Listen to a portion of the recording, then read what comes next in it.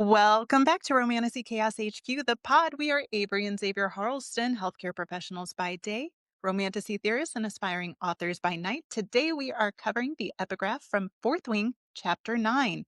This is your warning. There will be spoilers for the entire Empyrean series. If you have not read all three books, it may be time to turn back. We are not rated E for everyone. Xavier has a degree in cussing and he's not afraid to use it. We do discuss any and all adult topics covered in these books. We like a challenge, so we tackle each epigraph without prepping, placing it into the context of the series, not just the book or chapter it's tied to. But you don't have to take it cold, so here's our one-sentence summary of the chapter.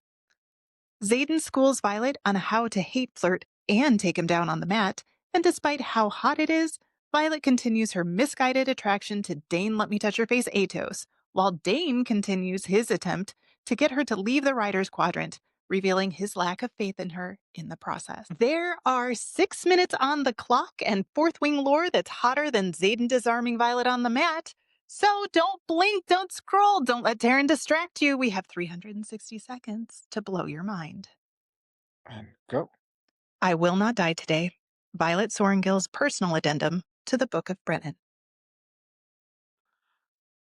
I feel like her just willing herself through is a theme that we keep coming back to with her disabilities, with her struggles, with the comment from her mother about she's suffered more pain than you'll ever know to Mira. Like her just willpower and waking up every day to get through is encapsulated in this epigraph. But I also think it shows to some extent what's going to come even more in book 4 and 5, which is kind of her stubbornness despite logic.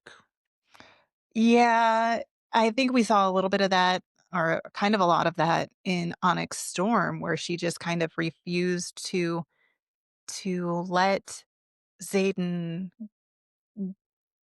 to even have space from Xaden. He insisted on it at times, but she, to her ability, refused to even let Xaden have space from her, despite all evidence pointing to the fact that it did endanger, if not her personally, then people around her. And that's, when Rebecca Yarros was just talking in that Disney interview about how there are different kinds of love, including self-destructive love. Like, I feel like Violet's stubbornness and it can be such a strength for her, and then it can also be her greatest weakness. Well, and, it's such a terrible scene. I hate to mention it, but, Traeger and, the arrow to the heart is, the first time that really Violet seems to process the consequences of that stubbornness, of that refusal to back down from, pursuing helping Xaden at all cost. And even more than losing Liam, like that was the first time that she really seemed to reflect on her impact. It was positioned as, it was under her command, so it was her responsibility. But even if outside of like structural command, it really feels like the first time that she saw it as a consequence to her actions and a consequence to pursuing Xaden's cure at all cost. I mean, and that is the question. What cost is she willing to pay to save Xaden? Now, I think that there's two separate questions here. Yes, she's trying to save Xaden, but if we can figure out how to save Xaden, then that has tremendous impact for everyone, right? Like that could create a lasting peace. And, we know that not everyone is like going out and intentionally turning venom. You can, intentionally be taught like how to draw and turn venom. But I think a lot of people, it is kind of in the heat of the moment, in the passion of the moment, they make a really terrible choice.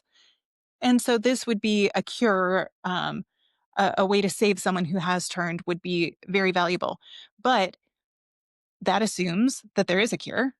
And we don't know for sure that there is. Violet believes there is. And so, as the reader, we were very invested in this idea that there is, but there may not be. And what is the cost she's willing to pay? It's one thing if the cost is something she personally has to sacrifice.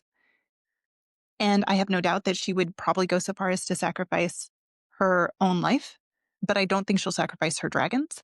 And I think when you start asking about would she sacrifice the people she loves or, you know, humanity on a larger scale, is she willing to determine that Zayden's life, the possibility of restoring Zayden to his former self is worth it to have other people die or to have one of her dragons die? I don't, that's what she's struggling with. And it's all, Well, kind of set up right here. and Re- Easy. and Rebecca Yarros just yesterday, you know, said that the whole theme of the book is what would you do for the power that was coming from the most magical place of the earth, right? So, what would you do for that? What would you do for the power? But I think the what would you sacrifice is a huge theme throughout the books, and the willingness of people to sacrifice their soul for power is clear.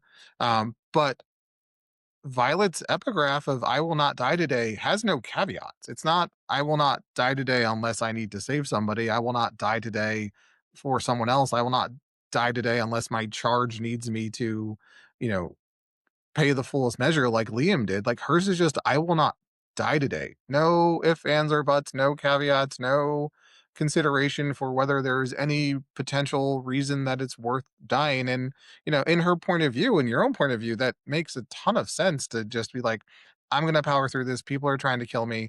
I have to survive Biscayeth. But at the end of the day, there's no caveat to that. Just like for Violet, there's no caveat to "I will save Zayden" when that comes forward again. Not "I will save Zayden unless it costs me my squad."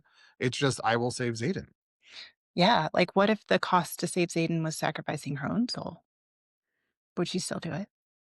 But I want to go real quick. We have 20 seconds left. I want to say something really light. Um, if you wrote a book, would you name it The Book of Xavier? I do kind of feel like Brennan has a little bit of like an attitude here with the way that he wrote this book. And I'm so curious about what else is in this book because there's so much just for first year. So that is our time. Did we blow your mind? Let us know in the comments. And remember, we love you. Stay out of the clouds, off the ice, and come back to us. We'll see you soon. See you next time.